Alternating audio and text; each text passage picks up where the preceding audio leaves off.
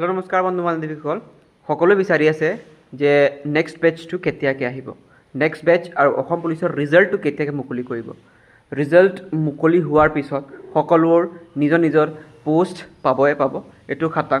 তাৰপিছত আপোনালোকৰ কোৱা হৈছে যে নেক্সট বেটচ আপোনালোকক এটা ক্লিয়াৰ কথা কৈ দিওঁ, যেতিয়া আপোনালোকৰ ৰিজাল্ট ওলাব, ৰিজাল্ট ওলোৱাৰ লগে লগে নতুনকৈ এটা এডভাৰটাইজমেণ্ট মুকলি কৰিব।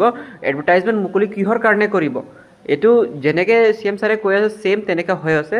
আপোনালোকক কৈছিলে যে এটাও পোষ্ট অসম পুলিচৰ ভিতৰত এটাও পোষ্ট খালী ৰৈ থকা নাথাকিব, মানে এটাও পোষ্ট খালী নাথাকিব।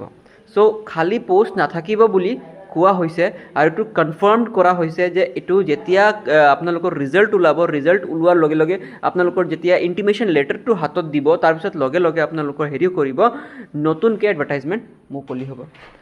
ঠিক আছে, নতুনকৈ এডভাৰটাইজমেণ্ট মুকলি হ'ব, তাতে আমি ডিছকাশ্যন কৰিম আপোনালোকৰ নতুন ABUB অসম পুলিচৰ বা AFPF ভেকেঞ্চিৰ বাবে।